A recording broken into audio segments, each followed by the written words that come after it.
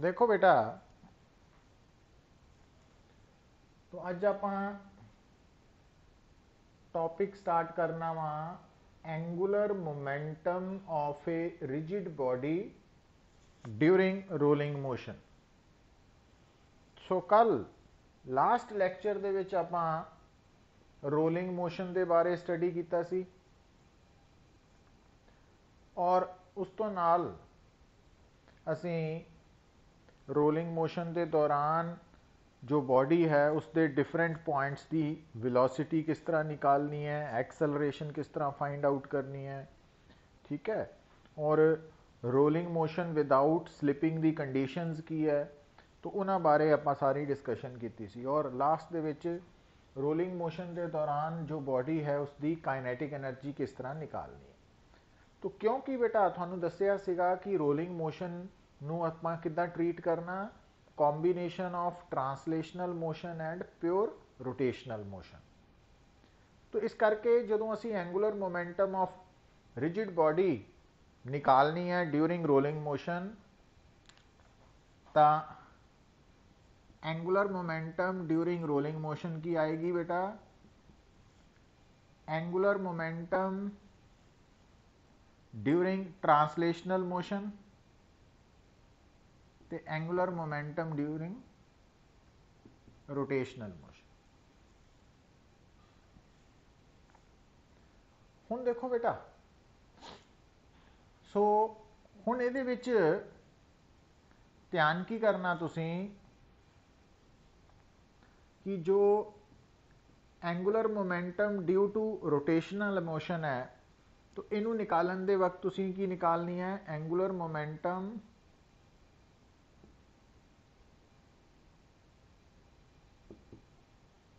About centroidal axis,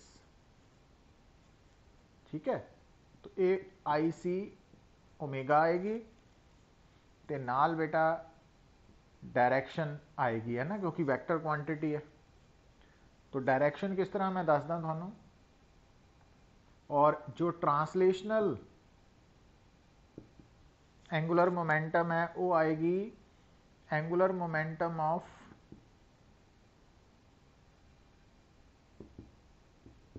centre of mass about given point,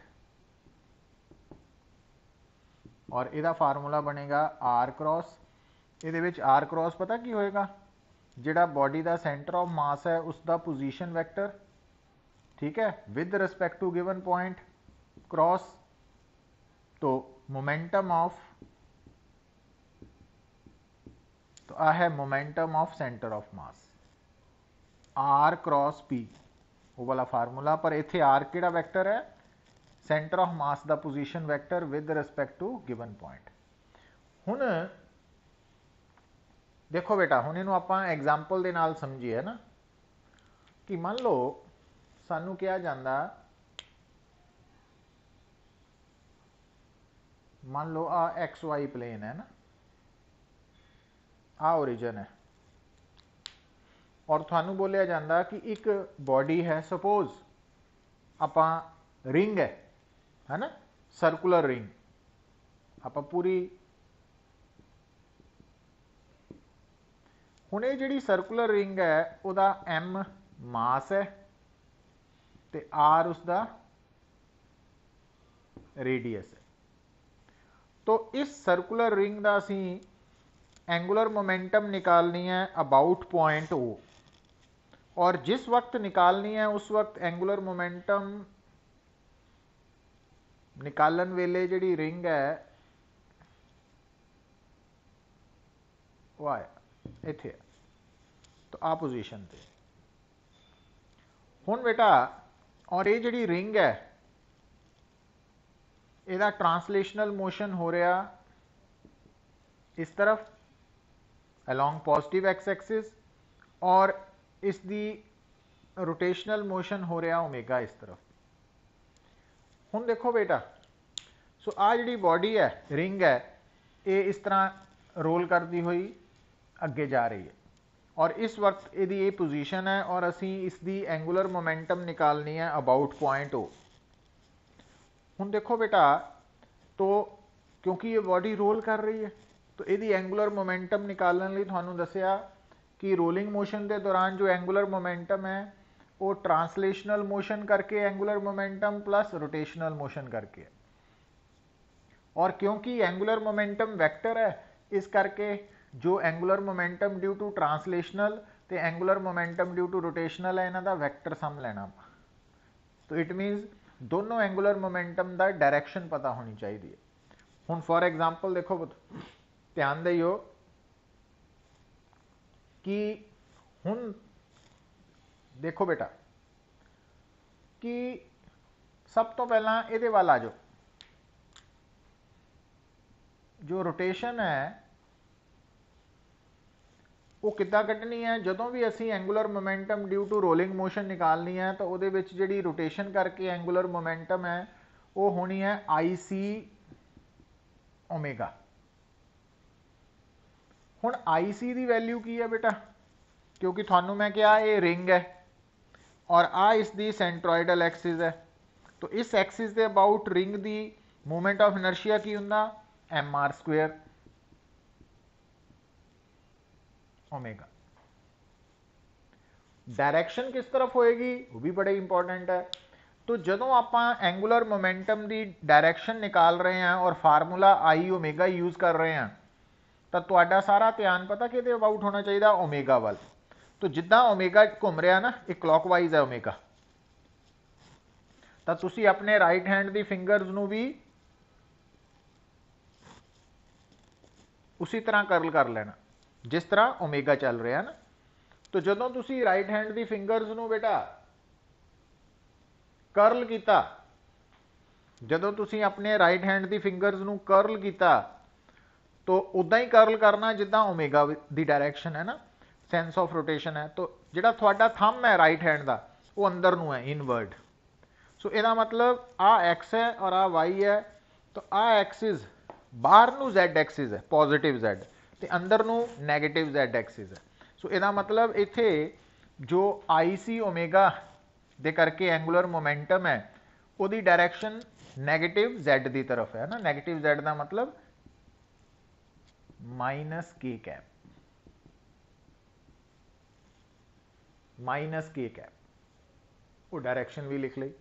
अच्छा हुण बेटा क्योंकि ये बॉडी रोल कर रही है तो रोल करते हुए इसकी दूसरी एंगुलर मोमेंटम है ट्रांसलेशनल करके।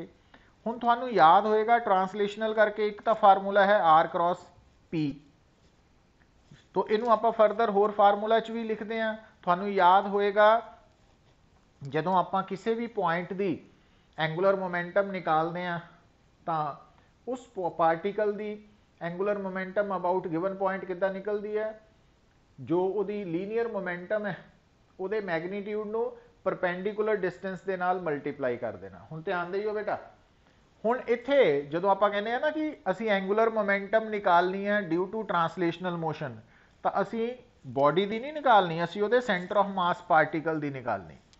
तो हुण देखो बेटा, हुण क्योंकि सेंटर ऑफ मास जिहड़ा वा तो आ उहदी लाइन ऑफ मोशन है, तो अगर ये लाइन ऑफ मोशन है तो आ की है बेटा परपेंडिकुलर, आ परपेंडिकुलर डिस्टेंस है अबाउट ओ, दिस इज परपेंड, और ये किहदे बराबर है, दिस इज ये रेडियस के बराबर है। तो इसका मतलब आप आ वाली जिहड़ी एंगुलर मोमेंटम है वो बन गई आर इंटू पी, पी केड़ी है एम वी सी एम है ना, आ पी है R into P, P into perpendicular distance, और ये परपेंडिकुलर डिस्टेंस किहदे च लईदा बेटा लाइन ऑफ मोशन ते जिस पॉइंट ते अबाउट एंगुलर मोमेंटम। तो आ साडी angular momentum due to translational आ गई। हुण बेटा डायरैक्शन इहदी भी दसनी है। हुण इहदी डायरैक्शन दे लई आ फार्मूला जो है तो इहदे अकॉर्डिंगली आ आर वैक्टर है बनिया। सो आ आर वैक्टर है, this is R vector, this is P vector, R vector P vector, R R पहला वा पी बाद चो है। तो आर तो जेड़ा मेरा राइट हैंड है ना, क्रॉस प्रोडक्ट है ना, तो फर्स्ट वेक्टर आर की तरफ मैं फिंगर्स करके, तो आर वेक्टर इस तरफ है पुत, आर वेक्टर, और पी वेक्टर आ वाला वा इस तरफ। तो जो मैं करल करनी है फिंगर्स नूं किदां करनी है, क्लॉकवाइज, तो थंब अंदर नूं है। सो इसका मतलब यदी डायरैक्शन भी अंदर नूं, अंदर नूं मतलब एक्स वाई प्लेन के परपेंडिकुलर माइनस के कैप। हुण इट मीनस, अच्छा फिर अगली गल, क्योंकि ये जो रोलिंग मोशन है बेटा साडे सिलेबस च वो रोलिंग विदाउट स्लिपिंग है। रोलिंग विदाउट स्लिपिंग दे विच तुसी VCM नूं ओमेगा आर है ना लिख सकते हैं, याद है ना तुहानूं दस्सिया होया, क्योंकि स्टेशनरी सरफेस ही होना। तो आपां इत्थे ओमेगा नूं VCM बाय आर भी लिख सकते हैं, इत्थे VCM की जगह ओमेगा आर भी लिख सकते हैं, तो इक्को फॉर्म च लैके आना। अच्छा वो तुसी देख लेना वा कि जे तुहानूं ओमेगा दिता वा तो तुसी VCM नूं ओमेगा आर नाल रिप्लेस कर लेना, और अगर VCM गिवन है तो फिर तुसी ओमेगा नूं VCM बाय आर नाल रिप्लेस कर देना, तो उहदे अकॉर्डिंगली आंसर आ जाना।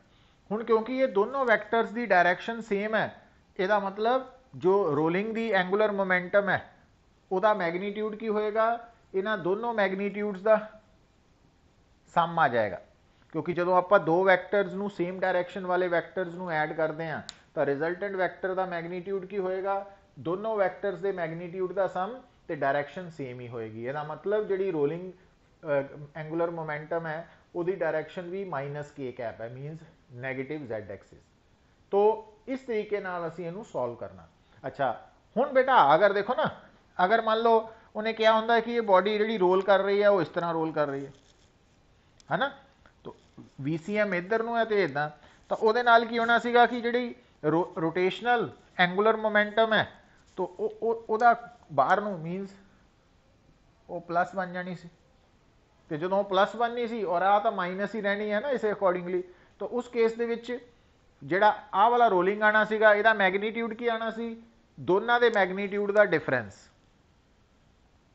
ठीक है ना, याद करो जो आप कहने कि यदी डायरैक्शन और यदी डायरैक्शन ऑपोजिट है तो ये एंटी पैरलल वैक्टर्स हो गए। एंटी पैरलल वैक्टर्स दे विच जदों आप दो एंटी पैरलल वैक्टर्स नूं ऐड करते हैं तो रिजल्टेंट वैक्टर का मैगनीट्यूड की हुंदा, दोनों के मैगनीट्यूड का डिफरेंस, तो डायरैक्शन किहड़ी हुंदी है, जिहड़ा लार्जर वैक्टर है ना। तो हुण लार्जर तुहानूं किद्दां पता लगेगा बेटा, तो वो तुसीं सिचुएशन तो निकाल सकते हैं। मतलब इस केस दे विच, इस केस दे विच क्योंकि आ प्लस है और आ माइनस है, तो इट मीनस साडी आ वाली रोलिंग की बन जाएगी, आ वैल्यू पुट करिए ये माइनस है और आ वाली वैल्यू प्लस है, तो के कैप दोनों च कॉमन है, तो आ प्लस है इनू मैं पहला लिख लेना पुत, और आ माइनस है तो ए,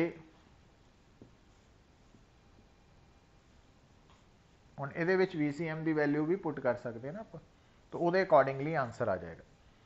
तो जदों आप रोलिंग मोशन के दौरान एंगूलर मोमेंटम निकालनी है तो किहड़ी गल का ख्याल रखना कि पहला आप उस बॉडी की एंगूलर मोमेंटम निकालनी है उसे बॉडी के सेंट्रोइडल एक्सिस के अबाउट, वो एल रोटेशनल है, तो नाल डायरैक्शन सैपरेटली नोट कर लेनी है ना। फिर आप उस बॉडी के सेंटर ऑफ मास की ट्रांसलेशनल जिहड़ा एंगूलर मोमेंटम है वो निकालनी है सेंटर ऑफ मास की, तो वो लिए फार्मूला लगाना R क्रॉस P वाला है ना, या फिर R इंटू P, और R की जगह D ले लो ना, D की सीगा परपेंडिकुलर डिस्टेंस वाला फार्मूला जो आप कढ़े होया सारा, तो वो अकॉर्डिंगली एक्ट करना पुत। तो ये है अबाउट एंगूलर मोमेंटम। तो इत्थे तक किसी को कोई डाउट है तो समूहन,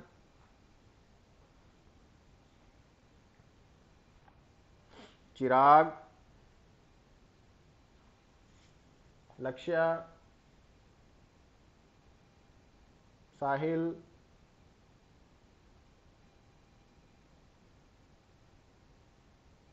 भरत,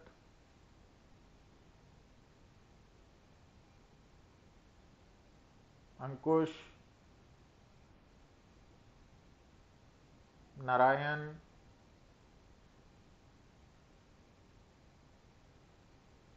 क्लियर है। आर्यन,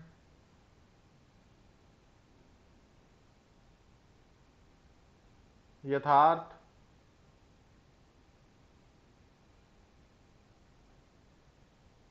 नवनीत।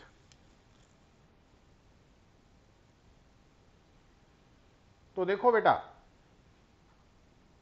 सो ये तो है अबाउट एंगुलर मोमेंटम का कंसैप्ट। हुण बई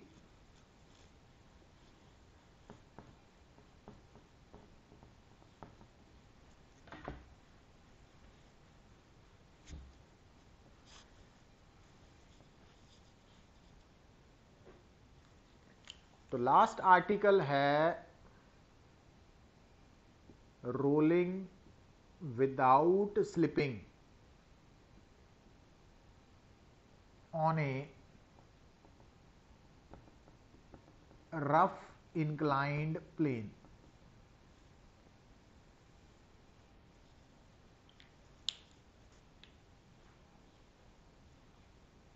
अच्छा, एक मिनट,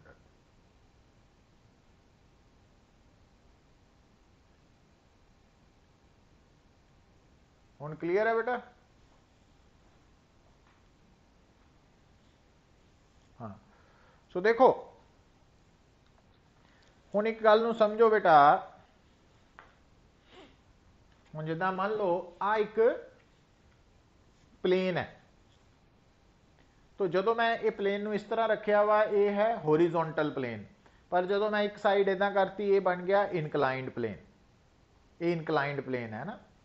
हुण इस इनकलाइंड प्लेन के उपर अगर आप बॉडी नूं रखते हैं इदा रखते हैं, तो हुण ये बॉडी चाहे सिलेंडरिकल है, पर थानू सिर्फ क्रॉस सैक्शनल व्यू नज़र आ रहा, मतलब डिस्क नज़र आ रही है ना, साइड नज़र आ रही, दिस वन।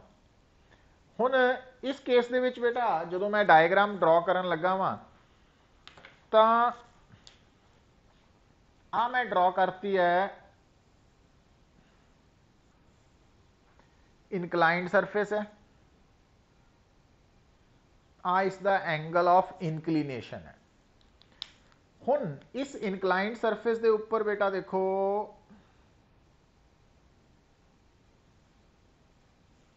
आ है बॉडी और ये ਇਹਦਾ क्रॉस सैक्शनल व्यू है पुत। हुण ध्यान दियो बेटा, तो आ बॉडी का है सेंटर ऑफ मास पॉइंट, ते आ पॉइंट जिहड़ा वा ना, आ डॉट, ये है point of contact with the surface. तो आ जिहड़ी एक्सिस है पुत, आ वाली एक्सिस, इनू आपां कहने आ सेंट्रॉयडल एक्सिस, और आ एक्सिस नूं असीं बोलदे आ instantaneous axis of rotation. This is instantaneous, ये सेंट्रॉयडल। हुण बेटा ये जिहड़ी बॉडी है, तो इहदा मास है m, r इसका रेडियस है, ठीक है। हुण ये बॉडी जिन्हें रोल करना वा या कर रही है, तो ये सर्कुलर रिंग भी हो सकती है, ये सर्कुलर डिस्क भी हो सकती है, ये सॉलिड सिलेंडर भी हो सकता, हॉलो सिलेंडर भी हो सकता, सॉलिड स्फीयर भी हो सकता, हॉलो स्फीयर भी हो सकता। तो आप एक जनरल गल कर लगे है ना। तो चाहे कुछ भी है, इसका मास m है, रेडियस r है।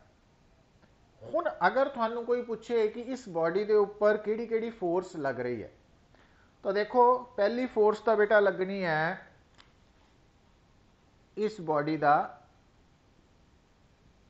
वेट, जो हमेशा वर्टिकली डाउनवर्ड है। दूसरा बेटा, क्योंकि ये बॉडी सरफेस के नाल कॉन्टैक्ट च है, तो नॉर्मल रिएक्शन भी लगना। तीसरा बेटा, हुण गल नूं समझियो, हुण तीसरी फोर्स किहड़ी लगनी है, लिसन। हुण क्योंकि आपां जिहड़ा हैडिंग लिखिया है ना पुत्त, उहदे अकॉर्डिंगली लिखिया rolling without slipping. Rolling without slipping का मतलब है कि जिहड़ा पॉइंट ऑफ कॉन्टैक्ट है with respect to inclined surface, वो उस मूवमेंट लई रेस्ट ते है। तो इस करके जदों भी कोई बॉडी किसी भी सरफेस ते रोल करेगी विदाउट स्लिपिंग, तो उस body they point of contact ते सरफेस दे विच किहड़ी फ्रिक्शन होएगी बेटा? Static friction. ये याद रखना, क्योंकि रोलिंग विदाउट स्लिपिंग च स्लिपिंग तो हो ही नहीं रही, इस करके जिहड़ा रोलिंग बॉडी का पॉइंट ऑफ कॉन्टैक्ट है विद रिस्पैक्ट टू सरफेस वो रेस्ट ते है उस मूवमेंट लिए, तो विदाउट स्लिपिंग है ना, तो ये स्टैटिक फ्रिक्शन होएगी। तो इसका मतलब हुण इत्थे आपां शो कर दित्ती है स्टैटिक फ्रिक्शन। तो ये तीन फोर्सिस लग रही हैं। हुण आपां की करते हैं भी इन्हां फोर्सिस के कंपोनेंट्स बनाने आ। एक्चुअली किहड़ी फोर्स दे बनाने आ? जिहड़ी फोर्स ना तो सरफेस दे पैरलल है या परपेंडिकुलर है। तो आ एंगल भी थीटा होने करके एम जी कॉस थीटा,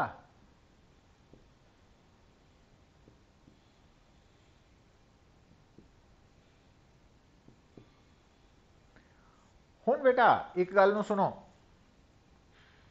हुण आ जिहड़ी बॉडी है, तो अगर ये नीचे नूं एक्सलरेट कर रही है, हुण एक गल होर सुनो पुत, जिहड़ी गल आपां पहलां भी पढ़ चुके हैं, एक्चुअली जिहड़ा रोटेशनल मोशन है, रोलिंग मोशन है, इहदा कंसर्न बॉडी दे नाल है। तो जदों आपां बॉडी की गल करते हैं तो उत्थे असीं जदों कहण नूं तां कह दिंदे आ acceleration of body, velocity of body, displacement of body, पर एक्चुअली उहदा मतलब हुंदा सेंटर ऑफ मास की डिसप्लेसमेंट, सेंटर ऑफ मास की वेलोसिटी, सेंटर ऑफ मास की एक्सलरेशन। तो हुण जदों आपां कहने आ कि ये बॉडी दी एक्सलरेशन ए है, तो ये बेसिकली इस बॉडी दे सेंटर ऑफ मास की एक्सलरेशन है ए डाउन द प्लेन। हुण इक्वेजन किदां लिखी दी है? तुहानूं याद है कि जिहड़ियां फोर्सिस तां प्लेन दे परपेंडिकुलर है वो तां balance होणगियां,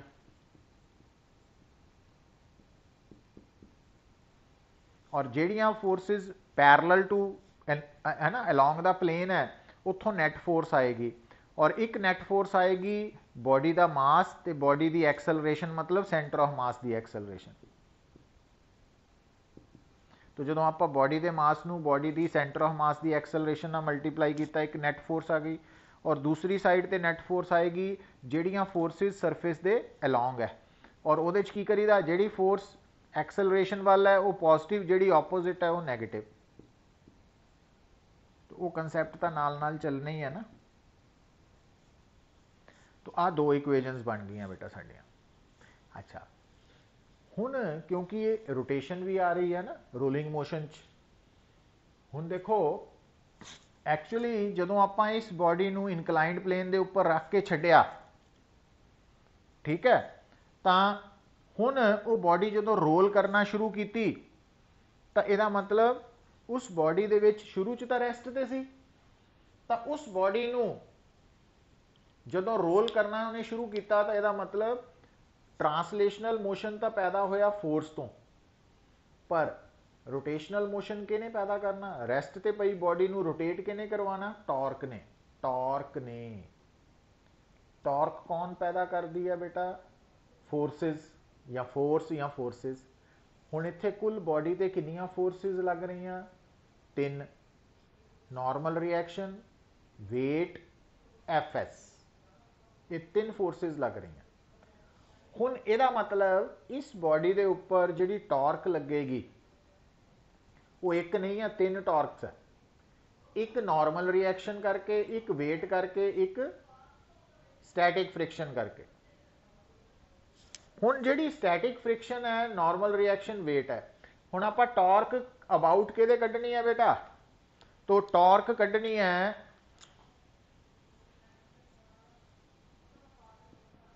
centroidal axis they about. तो टॉर्क आपां कड्ढनी है about centroidal axis they about,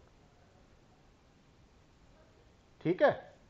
हुण ये जदों आपां टॉर्क कढ रहे हैं पुत, तां ध्यान दिओ साडी एक्सिस ऑफ रोटेशन किहड़ी है? सेंट्रोइडल वाली। हुण ਇੱਥੇ ਤਿੰਨ ਫੋਰਸਿਸ ਲੱਗ ਰਹੀਆਂ, ਨਾਰਮਲ ਰਿਐਕਸ਼ਨ, ਵੇਟ ਤੇ ਸਟੈਟਿਕ ਫ੍ਰਿਕਸ਼ਨ। ਹੁਣ ਤਿੰਨਾਂ ਵਿੱਚੋਂ ਧਿਆਨ ਨਾਲ ਦੇਖੋ ਬੇਟਾ, ਜਿਹੜਾ ਵੇਟ ਹੈ ਨਾ, ਵੇਟ ਉਹਦੀ ਜਿਹੜੀ ਲਾइन ऑफ एक्शन है वो सेंटर ऑफ मास चो निकल रही है। आ वेट है ना, तो इस वेट वाली जी लाइन है वो सेंटर ऑफ मास चो निकल रही है, मतलब सेंट्रोइडल एक्सिस चो पास कर रही है। क्योंकि टॉर्क नूं कड्ढण दा बेसिक फार्मूला तो R vector cross F vector है, पर दूजा फार्मूला की हुंदा force into perpendicular distance, lever arm जिन्हों कह दें परपेंडिकुलर डिस्टेंस। हुण परपेंडिकुलर डिस्टेंस जिहड़ा वा वो, क्योंकि टॉर्क जो आप वेट करके कढ़ रहे हैं पुत, तो वेट वाली जी लाइन ऑफ एक्शन है वो तो एक्सिस ऑफ रोटेशन चो ही लंघ रही है। यदा मतलब जी वेट वाली लाइन है वह एक्सिस ऑफ रोटेशन तो परपेंडिकुलर डिस्टेंस तो जीरो है, इस करके वेट करके टॉर्क नहीं होने। इदा ही नॉर्मल रिएक्शन वाली लाइन भी सेंटर ऑफ मास चो निकल रही है, मतलब सेंट्रोइडल एक्सिस चो निकल रही है, तो वह भी perpendicular distance from the centroidal axis zero है। हुण बची किहड़ी है, स्टैटिक फ्रिक्शन। हुण आ जिहड़ी साडी सेंट्रोइडल एक्सिस है पुत और आ स्टैटिक फ्रिक्शन है, तो दोनों दे विच लाइन जो आ इहदी स्टैटिक फ्रिक्शन दी लाइन ऑफ एक्शन है, आ सेंट्रोइडल एक्सिस है, तो आ दोनों च परपेंडिकुलर डिस्टेंस की है, रेडियस के बराबर। तो इहदा मतलब इहदे करके टॉर्क कितनी हो गई, force into perpendicular distance, F S into R. आ गया साडे को। हुण बेटा जिहड़ी टॉर्क है वह फार्मूला आई अल्फा भी हुंदा, तुहानूं याद होएगा। तो ये गल याद रखो कि जिहड़ी एक्सिस के अबाउट असी टॉर्क कढ़नी है, आई भी उसे एक्सिस वाला। हुण आपां टॉर्क क्योंकि सेंट्रोइडल एक्सिस वाली कढ़ रहे हैं, है ना, कला सी भी लिख सकते हैं पुत, वो पता लग जाना आपां नूं। हुण दोनों नूं इक्वेट करो तो एफ एस आर के बराबर आ गया बेटा, आई सी अल्फा के बराबर। तो एफ एस की वैल्यू की आ गई, I C alpha by R, number 3। अच्छा हुण की कर सकते हैं बेटा आपां, क्योंकि rolling without slipping on stationary surface,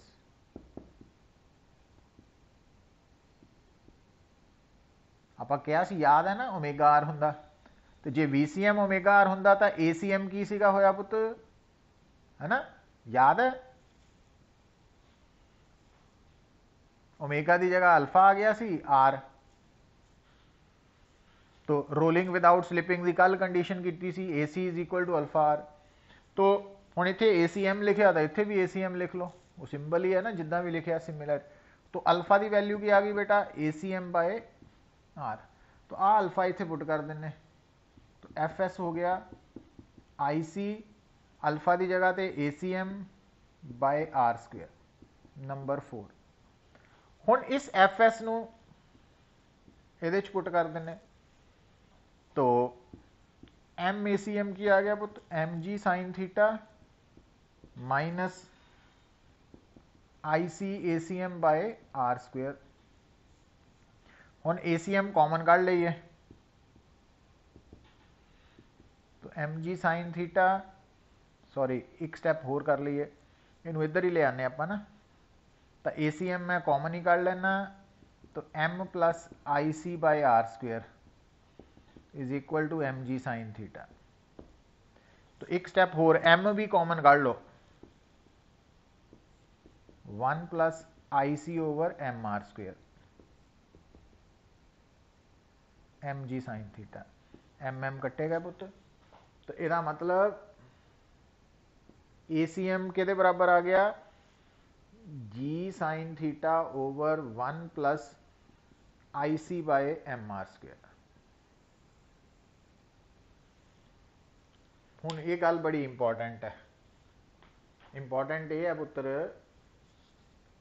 देखो कि अगर कोई बॉडी, लिसन हुण, अगर कोई बॉडी स्मूथ इनकलाइंड प्लेन दे ऊपर स्लाइड करती हुई नीचे आती है, अगर कोई बॉडी समूथ इनकलाइंड प्लेन के उपर स्लाइड करती हुई नीचे आती है तो उसकी एक्सेलरेशन होंगी है जी साइन थीटा। अगर कोई बॉडी रफ इनकलाइंड प्लेन के उपर स्लाइड डाउन करती हुई नीचे आती है तो उसकी एक्सेलरेशन होंगी है, याद करे, G common sine theta minus mu S cos theta. ये ऑलरेडी किया होया आपां ते अज एक नवी गल सीखी है कि अगर कोई बॉडी रफ इनकलाइंड प्लेन के उपर रोल करती हुई आती है, रोल विदाउट स्लिपिंग, तो उसकी एक्सेलरेशन होंगी है G sine theta over 1 plus आई सी बाय एम आर स्क्वेयर। तो एम उस बॉडी का मास है, आर उस बॉडी का रेडियस है। हुण देखो ये जनरल फार्मूला है ACM, तो ये डिराइव करना भी आना चाहिए तो याद भी रहना चाहिए वा कि अगर कोई भी बॉडी किसी भी शेप की बॉडी रोल करती आ रही है, हुण जिहने रोल करना उसकी शेप या की होनी है, रिंग या डिस्क या सिलेंडर या सफीयर। तो हुण IC की वैल्यू तुहानूं सारिआं लई पता कि जे रिंग है तो IC MR स्क्वेयर है, जे डिस्क है तो IC हाफ MR स्क्वेयर है, जे सॉलिड सफीयर है तो IC 2/5 MR स्क्वेयर है, जे हॉलो सफीयर है तो IC 2/3 MR स्क्वेयर है, जे हॉलो सिलेंडर है तो IC MR स्क्वेयर है, जे सॉलिड सिलेंडर है तो IC हाफ MR स्क्वेयर है। ये टिप्स तो होने चाहिए थोड़े, तो उन्होंने पुट करो तो ACM की वैल्यू निकल आएगी, है ना, उस पर्टिकुलर बॉडी लिए। तो ये तो बेटा है जी ACM का कंसैप्ट, ये आपां याद कर लिया, पढ़ लिया, समझ आ गई। हुण बेटा अगली गल की है, देखो कि जो ACM की वैल्यू है वो असी इत्थे पुट करके FS की जिहड़ी बॉडी इनकलाइंड प्लेन के उपर रोल करती हुई नीचे आ रही है, उस बॉडी और सरफेस दे विच जिहड़ी स्टैटिक फ्रिक्शन है वो आपां इक्वेजन नंबर 4 तो डिराइव कर सकते हैं। तो आपां ACM की वैल्यू इत्थे पुट करके स्टैटिक फ्रिक्शन भी निकाल सकते हैं ना। तो उहदे लई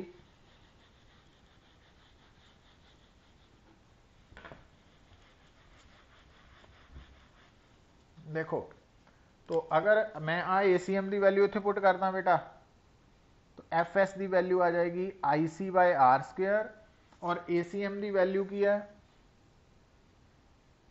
जी sine theta over 1 plus this one, है ना। हुण देखो बेटा आपां अगर डिनोमीनेटर चों IC MR स्क्वेयर कॉमन कर ली, आ वाला जिहड़ा IC बाय आर स्क्वेयर है ये उपर न्यूमीरेटर च लै लिया, और ये उपर जी साइन थीटा पुत, और इनू जो मैं कॉमन लवांगा नीचे IC बाय MR स्क्वेयर, तो आ उल्ट हो जाना ना, MR square by IC plus 1। हुण IC आर स्क्वेयर कटिया गया, M उपर चला गया, तो आ स्टैटिक फ्रिक्शन का फार्मूला आ गया mg sine theta over 1 plus MR square by IC।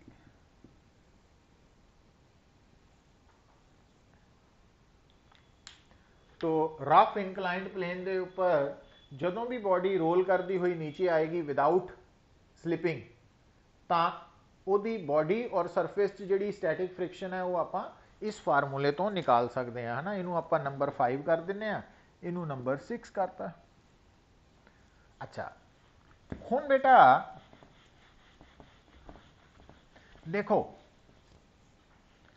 एक गल हुण जिहड़ी बड़ी इंपॉर्टेंट है, साडे लई बहुत जरूरी है, कंडीशन फॉर रोलिंग विदाउट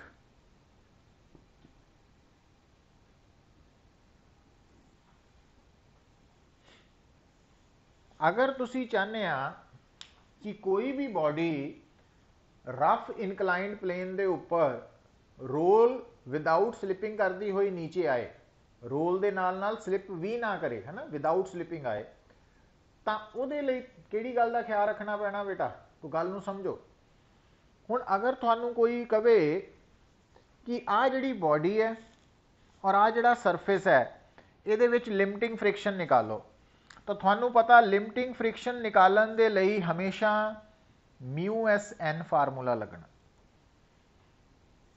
ਜਦੋਂ ਵੀ ਲਿਮਟਿੰਗ ਫ੍ਰਿਕਸ਼ਨ ਨਿਕਾਲਣੀ ਹੈ ਮਿਊ ਐਸ ਐਨ ਹੈ, ਔਰ ਇਸ ਕੇਸ ਦੇ ਵਿੱਚ ਐਨ ਦੀ value M G cos theta,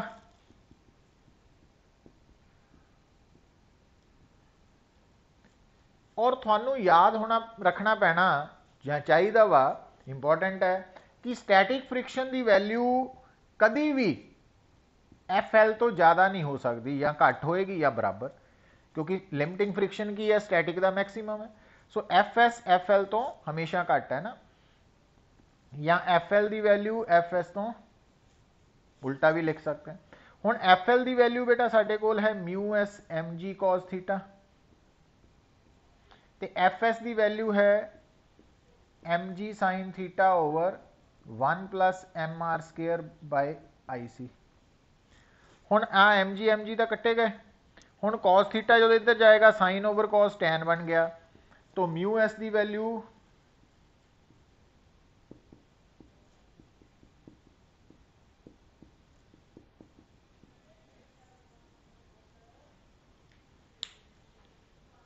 हुण देखो बेटा, तो ये जी कंडीशन है बड़ी इंपॉर्टेंट है ना। हुण ये कंडीशन की दस रही है पुत, हुण इहनूं मैं एक नुमैरिकल दे नाल तुहानूं समझाना ना गल नूं। ये डेरीवेशन तो चलो हो गई, बट इहदा मीनिंग की है उहदे लई देखो। हुण लिखो एक स्टेटमेंट, फिर आपां इहनूं दोबारा डिस्कस करते हैं पुत। स्टेटमेंट लिखो। अच्छा इदां करो, पहला स्टेटमेंट लिखण तो पहला ना मीटिंग ऑफ करके ज्वाइन करो दोबारा, क्योंकि टाइम हो रहा। अच्छा हुण दोबारा देखो बेटा, गल की कर रहे सी आपां कि आपां जिहड़ी आ कंडीशन निकाली है रोलिंग विदाउट स्लिपिंग लई, कि अगर तुसी चाहते हैं कि कोई भी बॉडी रोल करे विदाउट स्लिपिंग ओवर इनकलाइंड सरफेस, तो उस इनकलाइंड सरफेस की कोफिशिएंट ऑफ स्टैटिक फ्रिक्शन की वैल्यू जो है इस फार्मूला के बराबर या ज़्यादा होनी जरूरी है ना। और क्योंकि जी राइट हैंड साइड है बेटा, ਉਹਦੇ ਵਿੱਚ थीटा एग्जिस्ट कर रहा, और थीटा की वैल्यू किसी भी इनकलाइंड सरफेस ਲਈ जीरो नॉन जीरो है, तो इस करके टैन थीटा की वैल्यू जी है वो पॉजिटिव होने करके आ टर्म पॉजिटिव है, तो इट मीनस म्यू एस भी पॉजिटिव होना पएगा, क्योंकि इस साइड तो वड्डा होना वा। और यदा मतलब म्यू एस अगर पॉजिटिव है तो इट मीनस इनकलाइंड सरफेस कभी भी स्मूथ नहीं हो सकता, अगर असी चाहते हैं कि वो रोलिंग मोशन होए।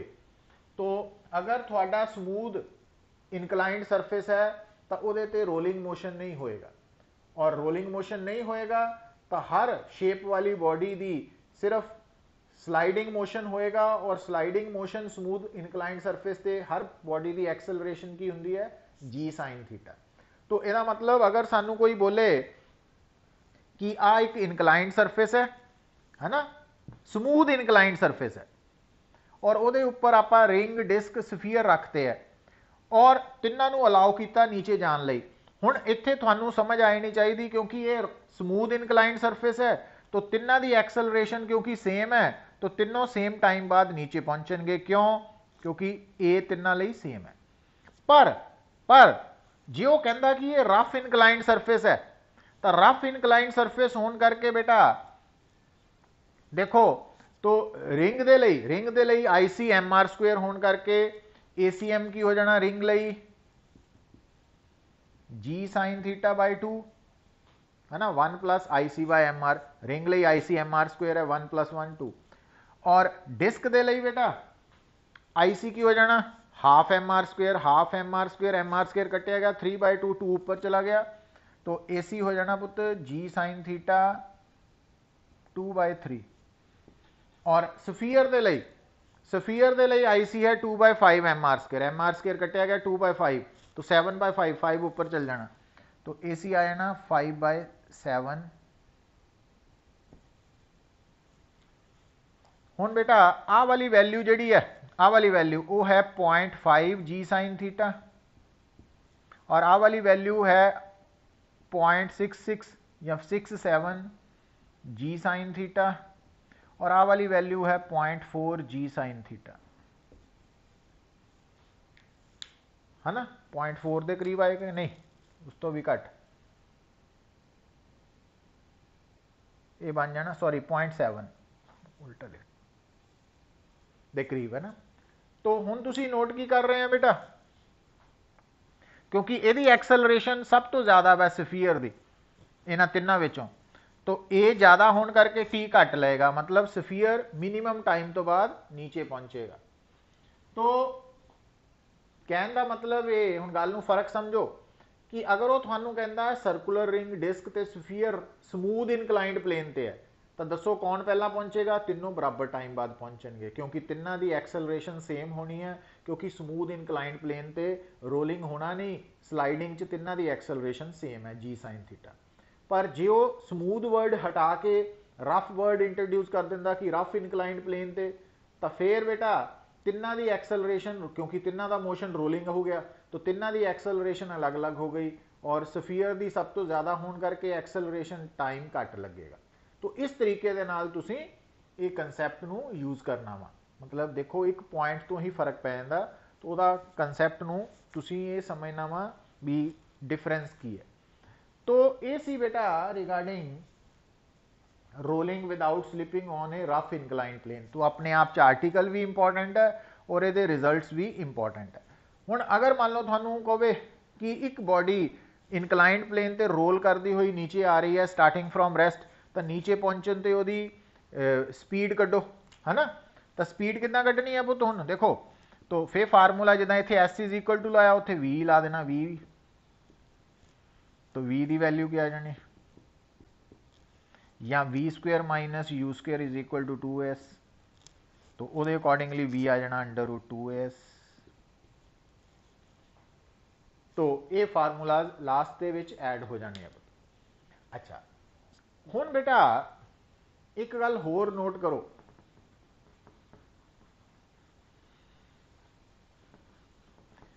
हुण आ जिहड़ी तुसी वी निकाली है ना, जदों कोई बॉडी रोल करती हुई नीचे आएगी ਉਹਦੀ वेलोसिटी, तो वेलोसिटी ऑफ बॉडी का मतलब है ਉਹਦੇ सेंटर ऑफ मास की वेलोसिटी। तो एक्चुअली VCM है, ये भी VCM है, ये भी VCM है, ये आफ्टर टाइम T है, ये आफ्टर डिसप्लेसमेंट S है, तो ये VCM है। क्योंकि जदों भी देखो ये गल हमेशा याद रखो, जदों भी थानू बॉडी, क्योंकि रोलिंग मोशन का संबंध बॉडी नाल है, तो जदों आप रोलिंग बॉडी की वेलोसिटी कहना, एक्सलरेशन कहना, डिसप्लेसमेंट कहना, तो वो सेंटर ऑफ मास की है। ये गल नूं भुलना नहीं है, ठीक है ना, क्योंकि रूटीन च असी ये वर्ड जिहड़े अवॉइड कर जाते हैं, बट उन्हां दी इंटरप्रिटेशन तुहानूं समझ आनी चाहिए है। हुण आ देखो बेटा,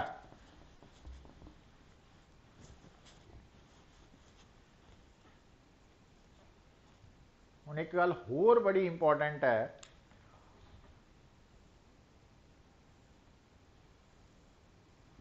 हुण अगर ये रफ इनक्लाइंड सरफेस है,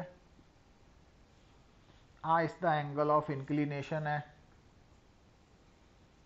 आ बेटा एस है ना, टोटल डिसप्लेसमेंट कह लो, और आ एच है हाइट।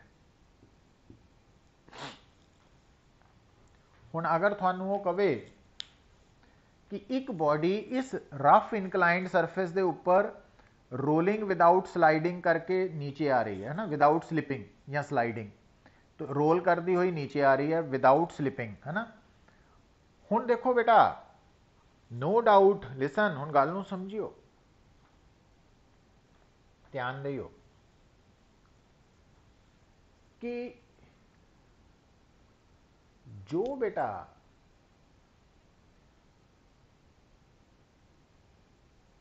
हुण गल नूं दोबारा समझियो ना, इत्थे मैं जिहड़ी गल ते आ रहा, थानू याद होएगा law of conservation of mechanical energy, कि किसी भी सिस्टम की मकैनिकल एनर्जी कॉन्सटेंट कदों रहिंदी है भी, एक तो उस सिस्टम ते नैट फोर्स 0 होए, तो दूसरा उस सिस्टम के अंदर जिहड़ियां इंटरनल फोर्सिस है उन्हां चों कोई भी नॉन कंजरवेटिव फोर्स ना होए, लाइक फ्रिक्शन, तो मैकेनिकल एनर्जी सिस्टम की कॉन्सटेंट रहेगी। हुण बेटा गल नूं दोबारा समझियो, हुण इहनूं थोड़ा मॉडिफाई करना आपां, है ना। एक्चुअली बेटा देखो, जिथे जिथे नॉन कंजरवेटिव फोर्स आ जाती है, ਉੱਥੇ ਮਕੈਨੀਕਲ એનર્ਜੀ ਕੰਜ਼ਰਵ ਕਿਉਂ ਨਹੀਂ ਰਹਿੰਦੀ? ਉਹਦਾ ਕਾਰਨ ਬੜਾ ਸਾਫ਼ ਹੈ, ਕਿਉਂਕਿ ਉੱਥੇ ਕੁਝ ਮਕੈਨੀਕਲ એનર્ਜੀ ਕਨਵਰਟ ਹੋ ਜਾਂਦੀ ਹੈ ਹੀਟ 'ਚ, ਹੈ ਨਾ। ਉਹ ਕਾਹਦੇ ਲਈ ਕਨਵਰਟ ਹੋ ਜਾਂਦੀ ਹੀਟ 'ਚ? ਕਿਉਂਕਿ ਉਸ એનર્ਜੀ ਨੂੰ ਵਰਕ ਕਰਨਾ ਪੈ ਰਿਹਾ ਵਾ ਅਗੇਂਸਟ ਦਾ ਨਾਨ ਕੰਜ਼ਰਵੇਟਿਵ ਫੋਰਸ। ਇਸ ਕਰਕੇ ਜਿੱਥੇ ਵੀ ਨਾਨ ਕੰਜ਼ਰਵੇਟਿਵ ਫੋਰਸ ਹੈ ਉੱਥੇ ਮਕੈਨੀਕਲ એનર્ਜੀ ਕੰਜ਼ਰਵ ਨਹੀਂ ਰਹਿੰਦੀ। ਇਹ ਜਨਰਲ ਗੱਲ ਹੈ ਨਾ, ਕਿਉਂਕਿ ਕੁਝ ਮਕੈਨੀਕਲ એનર્ਜੀ ਦਾ ਪਾਰਟ ਨਾਨ ਕੰਜ਼ਰਵੇਟਿਵ ਫੋਰਸ ਦੇ ਅਗੇਂਸਟ ਵਰਕ ਕਰਨ 'ਚ ਖਰਚ ਹੋ ਜਾਂਦਾ। ਹੁਣ ਪੁੱਤਰ ਇੱਥੇ ਧਿਆਨ ਦਿਓ, ਜਦੋਂ ਆਪਾਂ ਗੱਲ ਕਰਦੇ ਹਾਂ ਕਿ ਕੋਈ ਵੀ ਬਾਡੀ ਰੋਲ ਕਰ ਰਹੀ ਹੈ ਵਿਦਆਊਟ ਸਲਿਪਿੰਗ, ਤਾਂ ਉਹ ਬਾਡੀ ਔਰ ਪਲੇਨ ਦੇ ਵਿੱਚ ਸਟੈਟਿਕ ਫ੍ਰਿਕਸ਼ਨ ਹੁੰਦੀ ਹੈ, ਔਰ static friction non conservative force ਹੈ। ਤਾਂ ਸਾਨੂੰ ਪਹਿਲੀ ਨਜ਼ਰ ਤੋਂ ਇਹ ਲੱਗਦਾ ਕਿ ਇੱਥੇ ਮਕੈਨੀਕਲ એનર્ਜੀ ਕੰਜ਼ਰਵ ਨਹੀਂ ਰਹੇਗੀ, ਇਹੀ ਲੱਗਦਾ ਨਾ। ਪਰ ਗੱਲ ਸੁਣੋ, ਕਿਉਂਕਿ ਬੇਟਾ ਜਦੋਂ ਕੋਈ ਬਾਡੀ ਰੋਲ ਕਰ ਰਹੀ ਹੈ ਵਿਦਆਊਟ ਸਲਿਪਿੰਗ ਤਾਂ ਸਟੈਟਿਕ ਫ੍ਰਿਕਸ਼ਨ ਕਿਉਂ ਹੈ? ਕਿਉਂਕਿ ਜਿਹੜੀ ਪੁਆਇੰਟ ਆਫ ਕੰਟੈਕਟ ਹੈ ਵਿਦ ਸਰਫੇਸ ਉਹ ਰੈਸਟ ਤੇ ਹੈ, ਔਰ ਰੈਸਟ ਦਾ ਮਤਲਬ ਉਸ ਮੂਵਮੈਂਟ ਲਈ ਉਹਦੀ ਡਿਸਪਲੇਸਮੈਂਟ ਜ਼ੀਰੋ ਹੈ, ਔਰ ਡਿਸਪਲੇਸਮੈਂਟ ਜ਼ੀਰੋ ਦਾ ਮਤਲਬ ਚਾਹੇ ਫੋਰਸ ਹੈ, ਫ੍ਰਿਕਸ਼ਨ ਹੈ, ਪਰ ਡਿਸਪਲੇਸਮੈਂਟ ਜ਼ੀਰੋ ਹੋਣ ਕਰਕੇ वर्क डन जीरो है। तो जो वर्क डन है पुत्र वो जीरो है।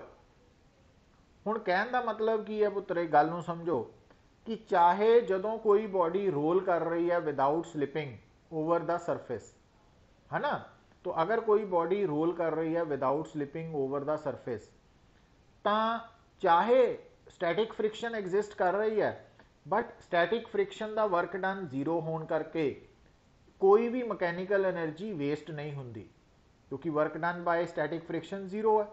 तो इस कारण करके रोलिंग विदाउट स्लिपिंग दे विच आपां law of conservation of mechanical energy अपलाई कर सकते हैं। असीं कह सकते हैं कि मकैनिकल एनर्जी कंजर्व है, even non conservative force present भी है, तां भी कह सकते हैं। क्यों?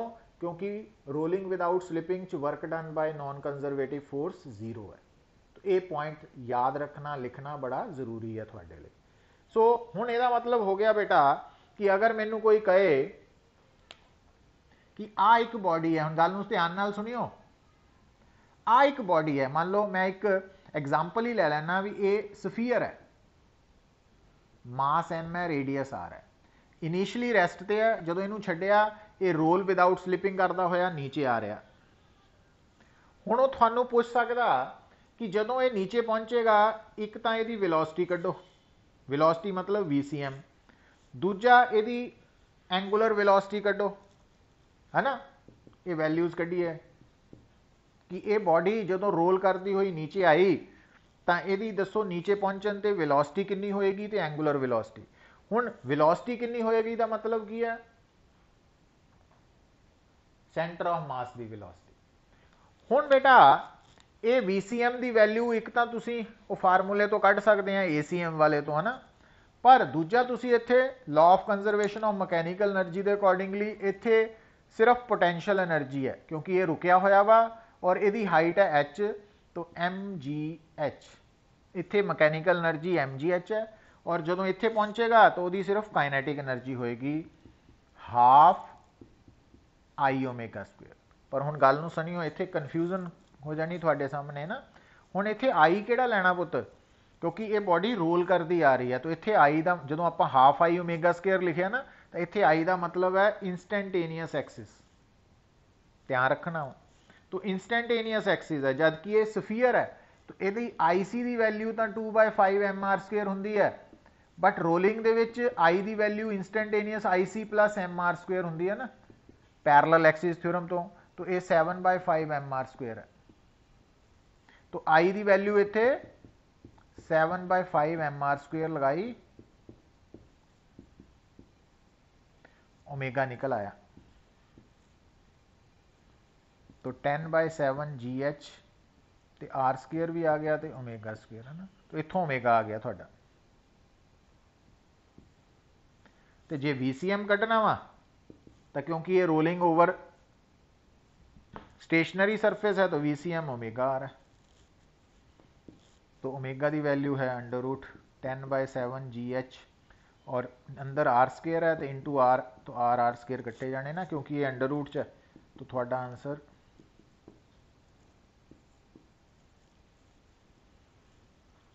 तो इस तरीके दे नाल बेटा आपां प्रॉब्लम नूं सॉल्व करना वा।